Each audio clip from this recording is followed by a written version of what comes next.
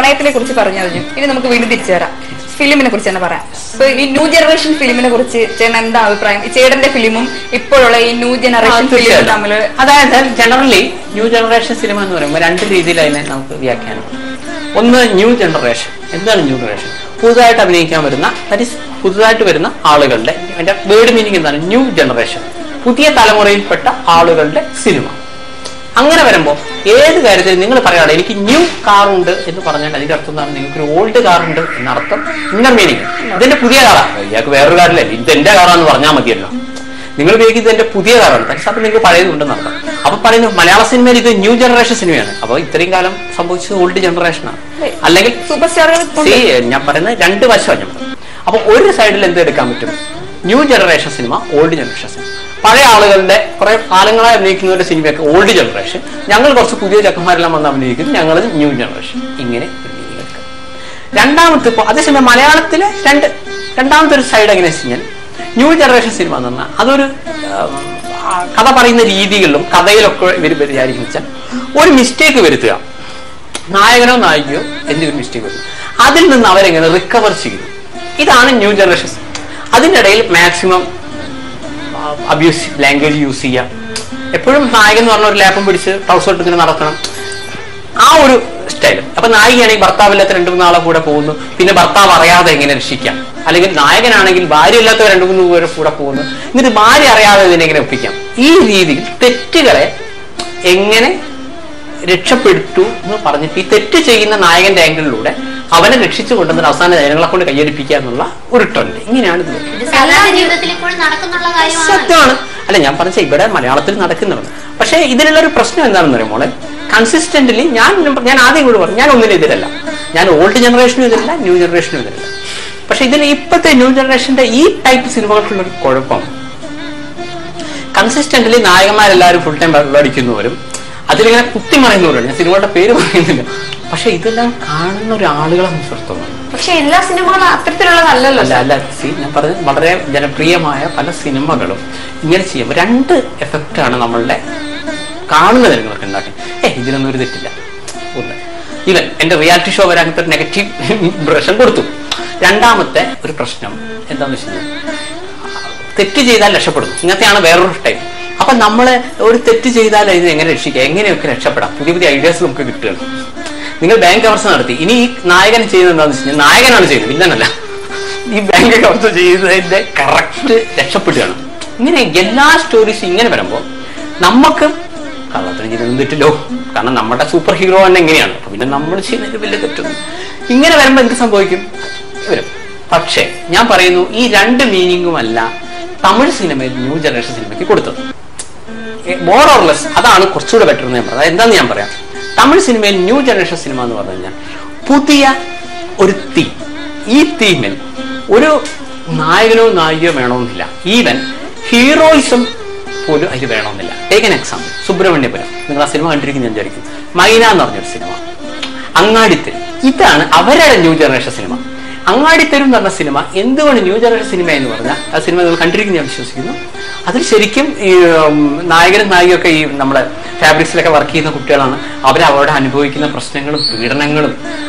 അപ്പൊ അങ്ങനെ private ഫേമിലൊക്കെ work ചെയ്ത ഏതൊരാൾക്കും ഇന്നല്ല ആർക്കും ആ സിനിമ കാണുമ്പോൾ എടാ നമ്മുടെയൊക്കെ ലൈഫിലുള്ള ഒരു ലൈഫ്.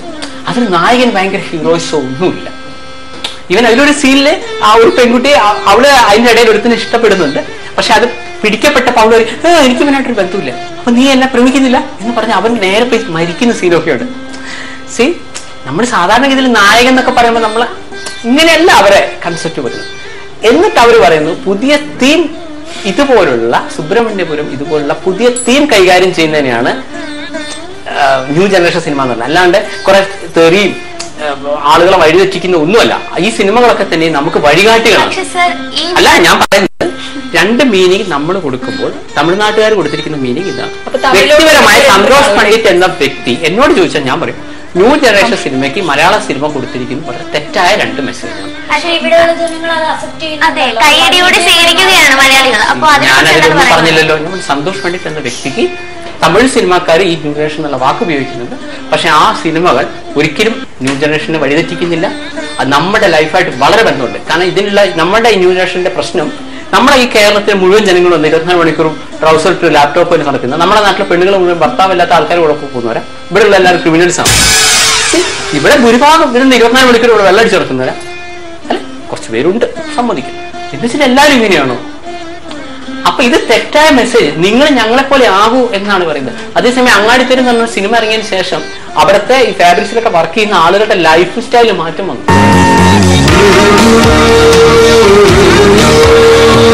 തമിഴ് ഫിലിമിനോട് ഭയങ്കര ഇൻട്രസ്റ്റ് ആണ് സംസാരത്തിൽ മനസ്സിലായി. ഇപ്പൊ തമിഴിൽ എൻട്രി ഉടനെ പുതിയ തമിഴില് ഞാനിപ്പോ ജോലി രാജിവെച്ചതിന് ശേഷം തീർച്ചയായിട്ടും തമിഴ് പ്രൊജക്റ്റിനെ പറ്റിയിട്ട് വളരെ ലൈവായിട്ടുള്ളൊരു ചിന്തയുണ്ട്. തമിഴ് ചെയ്യാനുള്ളൊരു ശ്രമമുണ്ട്. പക്ഷെ ഞാനാണെങ്കിൽ സംതിങ് ഡിഫറെന്റ്. കാരണം നമ്മൾ ഒരിക്കലും ഞാനിപ്പോ കേരളത്തിൽ ചെയ്യുമ്പോൾ കേരളത്തിലെ ജനങ്ങളുടെ ഒരു മനഃശാസ്ത്രമാണ് ഞാൻ വിചാരിക്കുന്നത്. കേരളത്തിലെ ജനങ്ങളുടെ മനഃശാസ്ത്രം എന്ന് പറഞ്ഞാൽ വളരെ വെരി സിമ്പിൾ. അവർക്ക് കളിയാക്കാൻ ഭയങ്കര താല്പര്യമുള്ളവരാണ് മലയാളികൾ. ഞാൻ പഠിച്ചൊരു കാര്യമാണ്. അപ്പൊ നമ്മള് ഇവിടെ രക്ഷപ്പെടണമെങ്കിൽ ഒരിക്കലും നിങ്ങൾ ടെക്നിക്കലി വലിയ പെർഫെക്ഷനോ കുറെ പൈസയോ കുറെ ബുദ്ധിയോ ഒരു കലയും വേണ്ട. നിങ്ങൾ വെരി സിമ്പിൾ. നിങ്ങൾക്ക് ഒരു വീഡിയോ എടുത്ത് ഇന്റർനെറ്റിൽ ഹിറ്റാക്കാൻ ഞാൻ വളരെ ഐഡിയ പറഞ്ഞുതരാം. നിങ്ങൾ ഏതെങ്കിലും രീതിയിൽ അതിന് നിങ്ങളെ തന്നെ ഒന്ന് നോക്കി ചെയ്താൽ മതി. ഏതെങ്കിലും രീതിയിൽ കളിയാക്കുക എന്നുള്ളതാണ് എന്റെ രസം. ഒരു രസമാണ് ഇവിടെ ഉള്ളത്. ചേട്ടന്റെ ഫിലിമൊക്കെ അങ്ങനെയാണോ? അല്ല, ഞാൻ ആ തിയറി ഞാൻ കുറേ ഒരു രസം ഉണ്ടാക്കിയെടുത്താൽ മതി, അത് ഹിറ്റാവും. ഇവിടേക്ക് അധികം കലാപരമായിട്ടുള്ള വിജയിക്കില്ല എന്ന് ഞാൻ പറഞ്ഞില്ല. നിങ്ങൾക്ക് എളുപ്പത്തിൽ, കാരണം കലാപരമായിട്ടൊക്കെ വിജയിക്കണേ ഇവിടെ കുറെ പ്രശ്നങ്ങളുണ്ട്. അത് ജനങ്ങൾ അറിയുന്ന നായകനെ അവർ കാണും, അങ്ങനെയൊക്കെ ഉണ്ട്. ദാറ്റ് ഈസ് ഇവിടെ അച്ചമ്മ ഒച്ചപ്പം ഇങ്ങനത്തെ പാട്ടുകൾ, കുപ്പി കുപ്പി, വൈദ്യസ് കൊലവറി, ഇങ്ങനത്തെ സോങ്സ് ഒക്കെയാണ് ഇവിടുത്തെ ഹിറ്റുകൾ. മനസ്സിലായി? അപ്പൊ അതിൽ നിന്ന് തന്നെ നമുക്ക് ഇവരുടെ ഒരു മനഃശാസ്ത്രം മനസ്സിലാക്കാം. ഇവരെന്താണ് ഇഷ്ടപ്പെടുന്നത്. അതേസമയം ഇവിടെ ആദാമിന്റെ മകൻ അബു വന്നു, പ്രളയം വന്നു, നല്ല കുടുംബത്തെ ആരും ആളുകൾ ഇങ്ങനെ കഴിഞ്ഞു ഭയങ്കര ബുദ്ധിജീവി സിനിമ എന്ന് പറയാനല്ലോ ഒറ്റ എടുക്കുന്ന തിയേറ്ററിൽ പോയി കാണുന്നില്ല. അങ്ങനെ ഷക്കീലിന്റെ പടം വന്നാൽ 3.5 ആൾക്കാർ പോയി കാണുകയും ചെയ്യും. എന്നിട്ട് പറയും ഞങ്ങൾ ഭയങ്കര പ്രബുദ്ധരാണ്, അതാണ് ഇതാണെന്ന് പറയും. ഇവരൊരു കോപ്പ് വരാം. ഇവരൊരു തിയറി ഇതേ ഉള്ളൂ. ഇവർക്ക് ചുമ്മാ രസിക്കുക എന്നുള്ളതാണ്. ആ രസിക്കുന്നതിനനുസരിച്ചുള്ള സാധനം ഇട്ട് കൊടുത്തു കഴിഞ്ഞാൽ നിങ്ങൾക്ക് ക്ലച്ച് പിടിക്കാം. ഒരു സ്റ്റാറും വേണമെന്നില്ല. Very simple. ഈ മനഃശാസ്ത്രം കൊണ്ട് ഞാൻ തമിഴ്നാട്ടിൽ പോയ വിവരം അറിയും. തമിഴ്നാട്ടിലെ ജനങ്ങൾ അങ്ങനെയല്ല. തമിഴ്നാട്ടിലെ ജനങ്ങൾ കുറച്ചുകൂടെ ഇങ്ങനെ ഞാൻ പറഞ്ഞു അവർക്ക് വെറൈറ്റിയാണ്. കേരളത്തിലുള്ള ജനങ്ങൾക്ക് വിവരം ഇല്ല എന്നാണോ സാർ? ഞാൻ പറഞ്ഞില്ല. അവിടെ ക്ലച്ച് പിടിക്കാം. ഇവിടെ നമുക്ക് ക്ലച്ചായി കഴിഞ്ഞാൽ പിന്നെ നമുക്ക്, ഞാൻ പറഞ്ഞ പോയിന്റ് മനസ്സിലായില്ല, ഒന്നുകിൽ നിങ്ങൾ ക്ലച്ച് പിടിക്കാൻ വേണം, നിങ്ങൾ അത്രയും വലിയൊരു സ്റ്റാർസിനൊക്കെ വെച്ചിട്ട് ആ ഒരു റേഞ്ചിലേക്ക് പോകാം. അതിനുള്ള പൈസ ഒന്നും എൻ്റെ ഇല്ലല്ലോ. അതുപോലെ സാറിന്റെ ചിത്രങ്ങളില് എല്ലാം പുതുമുഖ നായികമാരാണ് വരുന്നത്. പ്രശസ്തരായ നായികമാരെ സാറിന്റെ ചിത്രത്തിൽ അഭിനയിപ്പിക്കാൻ ഇഷ്ടമല്ലാത്തത് കൊണ്ടാണോ അതോ ഇനി അവര് താല്പര്യം കാണിക്കാനോ? ഇത് രണ്ടുമല്ല സംഭവിക്കുന്നത്. എനിക്ക് 5 lakhs തീർക്കേണ്ട, ഞാൻ ഇത്തരത്തിലേക്ക് ഇനി വരുന്നത് 5 ലക്ഷത്തിനാണ് എനിക്ക് സിനിമ തീർക്കേണ്ടത്. ഓരോരുത്തർക്കും ഓരോ റേറ്റ് ഉണ്ട്. അത് നമുക്കൊരിക്കലും ചെറുതായി കാണാൻ പറ്റില്ല. അപ്പൊ ഞാൻ മനസ്സിലാക്കുന്ന ഇവിടുത്തെ ഒരുവിധം നല്ലൊരു നായിക എന്ന് പറയുമ്പോൾ ഒരു 15 ലക്ഷം രൂപയോ. അപ്പൊ നമുക്ക് അത്രയും രൂപ, കാരണം ഇനി എന്നെ ചോദിച്ചോളാം, കാരണം വെച്ചാൽ നമ്മൾ കുഞ്ഞു ബജറ്റിൽ എടുത്താലേ ആ പൈസ നമുക്ക് റിട്ടേൺ കിട്ടിയാണ്. ഞാൻ ഭയങ്കര സമ്പാദ്യം എടുത്തു കഴിഞ്ഞാൽ അത്രയും പൈസ എനിക്ക് തിരിച്ചു തരണം. 5 ലക്ഷത്തിൽ ചുരുക്കി പോലും സിനിമ എടുക്കാം. ഞാൻ പറയുന്നു എനിക്കല്ല, വേണമെങ്കിൽ വേറൊക്കെ അങ്ങനെ പ്രൂവ് ചെയ്യാവുന്നതാണ്.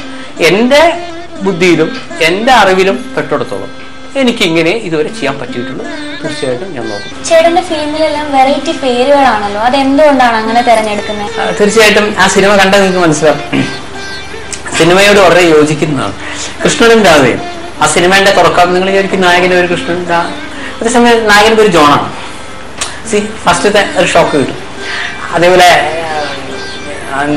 മിനിമോളുടെ അച്ഛൻ സാന്നിധ്യത്തിൽ കേൾക്കുന്നവരായിരിക്കും ഫാമിലി സബ്ജക്ട്. മിനിമോൾ എന്നുള്ള കുഞ്ഞിക്കുട്ടിയായിരിക്കും. പക്ഷെ ഫസ്റ്റ് സീനിൽ തന്നെ 30 വയസ്സുള്ള മിനിമോളും 60 വയസ്സുള്ള അച്ഛനൊക്കെയാണ് കാണുന്നത്. അങ്ങനെ അതിന് പിന്നെ എങ്ങനെയാ ഈ മിനിമോളുടെ അച്ഛനായി എന്നുള്ളതിലേക്കാണ് വരുന്നത്. ഇപ്പോ കാളിദാസൻ കവിത എഴുതുകയാണ്. ഫസ്റ്റ് നിങ്ങളുടെ മൈൻഡിൽ വരുന്ന എന്താ, നായകന്റെ ഒരു കാളിദാസനായിരിക്കും, ഇവനൊരു കവിയാവും. ഇത് നായകന് പ്രാധാന്യമുള്ള സിനിമയല്ല, നായിക പ്രാധാന്യമുള്ള സിനിമയാണ്. ഈ കാളിദാസന്റെ കവിത പോയിട്ട് മര്യാദയ്ക്ക് എഴുതാനേ അറിയില്ല. സോ അപ്പം പ്രേക്ഷകർക്ക് ഫസ്റ്റ് മുതലേ ഈ കാളിദാസൻ കവിത എഴുതുകയാണ്, ഇതും തമ്മിൽ എന്താ ബന്ധം? നീലിമ നല്ല കുട്ടിയാണ്. വെരി ഫസ്റ്റ് സീൻ കുട്ടിയെ വെള്ളമടിച്ചിട്ടും ഇങ്ങനത്തെ ഒരു സീൻ ആദ്യമായിട്ട് എനിക്ക് ഇങ്ങനത്തെ സീൻ. അപ്പൊ ഈ നീലിമ നല്ല കുട്ടിയാണ്, നീലിമാണ് മഹാ തല്ലിപ്പൊളിയാണ്. ഇതെന്താ ഇയാളിങ്ങനെ നീലിമ നല്ല കുട്ടിയാണെന്ന് പേര് കൊടുക്കുന്നത്? കറങ്ങിയടിച്ചാലും കൂടെ നീലിമ. പിന്നെ ഈ കാളിദാസൻ കവിത എഴുതുകയാണെന്നുള്ള സിനിമയിൽ ഞാൻ ഒരു കവിത ഉപയോഗിച്ചിരുന്നു. ആ കവിതയാണ് തോന്നുന്നു ആ സിനിമയുടെ ഒരു ഇപ്പൊ ഇറങ്ങുന്ന സിനിമയുടെ ഒരു ഹൈലൈറ്റ്. ഇടവേളകളില്ലാത്ത ജീവിത നാടകം, അതിരുകൾ ഇല്ലാത്ത പ്രേമ നാടകം, കോളേജിൽ പഠിക്കുന്ന സമയത്ത് നമുക്ക് കവിതാരചന മത്സരം വരുമ്പോൾ നമുക്ക് സബ്ജക്റ്റ് തരും. അപ്പൊ എനിക്കന്ന് തന്നിരുന്നത് ജീവിതത്തിന്റെ നിരർത്ഥകത എന്ന് പറഞ്ഞ ഒരു സബ്ജക്റ്റാണ് തന്നത്. അതിന്മേലാണ് ഞാൻ എഴുതുന്നത്. ആ കവിത എങ്ങനെയായിരുന്നു വന്നിരുന്നത്?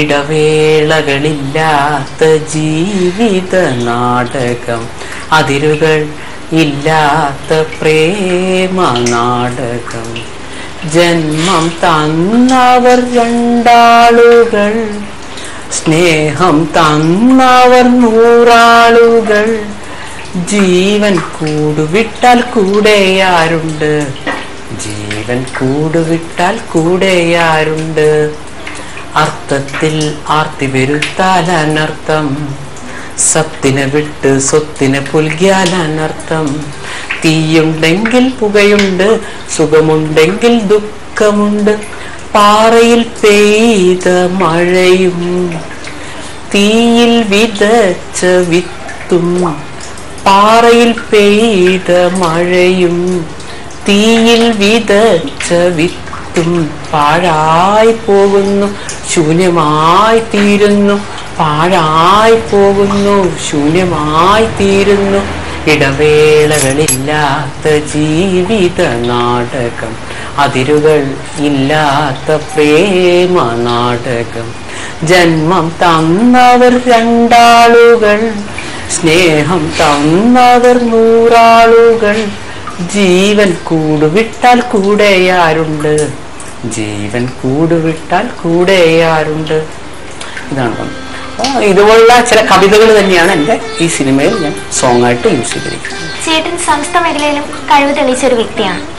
അപ്പോൾ ഞങ്ങളിപ്പോൾ ഈ പെട്ടെന്ന് തന്നെ ഒരു സബ്ജക്ട് തന്ന ചേട്ടൻ അത് ചെയ്യാൻ പറ്റുമോ? വേണോ? ആ വേണം. അപ്പോൾ സബ്ജക്ട് പറഞ്ഞാൽ ചെയ്യാൻ പറ്റുമല്ലോ. പറഞ്ഞോളൂ. ചേട്ടനും ചേട്ടൻ്റെ ഒരു കാമുകിയും കൂടി ബസ് സ്റ്റോപ്പിന്റെ അഭിനയിച്ചോളൂ. അപ്പോ ചേട്ടനും ചേട്ടന്റെ കാമുകിയും ഇപ്പൊ നമ്മുടെ ഒരു ബസ് സ്റ്റോപ്പിന്റെ ഒരു അറ്റത്ത് നിൽക്കുക. രണ്ടാമത്തെ കാമുകി ഇതാ വരുന്നു. എങ്ങനെയോ വന്നു വന്നപ്പോ ഡീൽ ചെയ്തേ പറ്റും. ആ എങ്ങനെയായിരിക്കും ആ ഡീല്? 2 പെണ്ണുങ്ങളല്ലേ, ഞാൻ അഡ്ജസ്റ്റ് ചെയ്തോ. അല്ല, ഇതിന്റെ ഇടയില് ചേട്ടന്റെ യഥാർത്ഥ ഭാര്യ വരുമോ? കല്യാണം കഴിച്ചു കുറെ വർഷം മുമ്പ്. അപ്പൊ എന്തായാലും 3 പേര് വന്നു. ഇനി ചേട്ടൻ ഈ സിറ്റുവേഷൻ ഒക്കെ ഒന്ന് മാനേജ് ചെയ്യണം. ഇതൊക്കെ ഞാൻ കൂടാതെ ഹാൻഡിൽ ചെയ്യും. പക്ഷെ ഇതിലെ പ്രശ്നം എന്താണെന്നറിയോ? ഇവിടെ പറ്റൂല. എന്താ പറ്റാത്തെ? മോളെ ഇതൊക്കെ തന്നെ ഇപ്പൊ എന്റെ ഒരു സിനിമയിലാണെങ്കിൽ എനിക്കിപ്പോ 3 നായികമാരവിടെ വരും. ഇതിപ്പോ ഞാൻ ഒറ്റയ്ക്ക് ഇതെല്ലാം കൂടെ കാണിക്കാൻ ഞങ്ങള് റെഡി. ചേട്ടൻ അഭിനയിക്കാൻ തയ്യാറാണോ?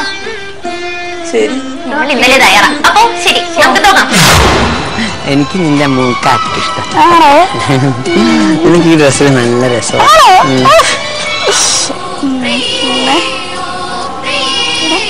ഞാൻ ഇന്ന് വളയുടെ കാര്യം പറഞ്ഞിട്ടുണ്ടായിരുന്നില്ലേ?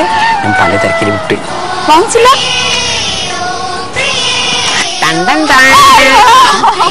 അല്ല ഇടലേ നോക്കിട്ട്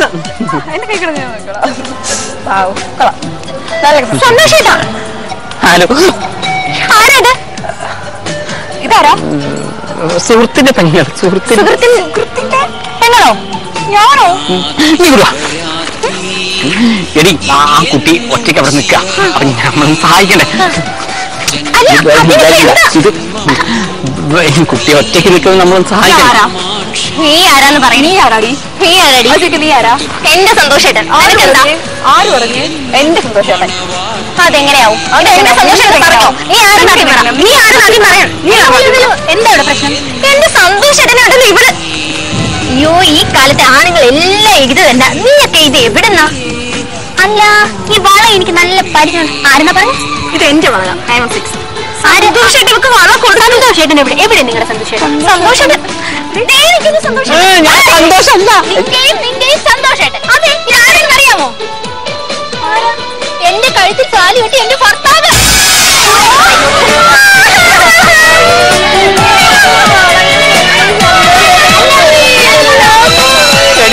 അടുത്ത ബസ്സിൽ 2 എന്നെ വെയിറ്റ് ചെയ്തോണ്ടിരിക്കുന്നുണ്ട്. ഞാൻ പറഞ്ഞു വിടട്ടെ. ഈ സൗന്ദര്യമില്ലാത്തവൻ എന്ന് പറഞ്ഞു കഴിഞ്ഞാൽ വട്ടനോ പൊട്ടനോ അല്ലെങ്കിൽ വില്ലനോ. എനിക്ക് ഈ കേരളത്തിൽ കുറച്ചുകൂടെ ബഹുമാന സ്നേഹം കിട്ടും.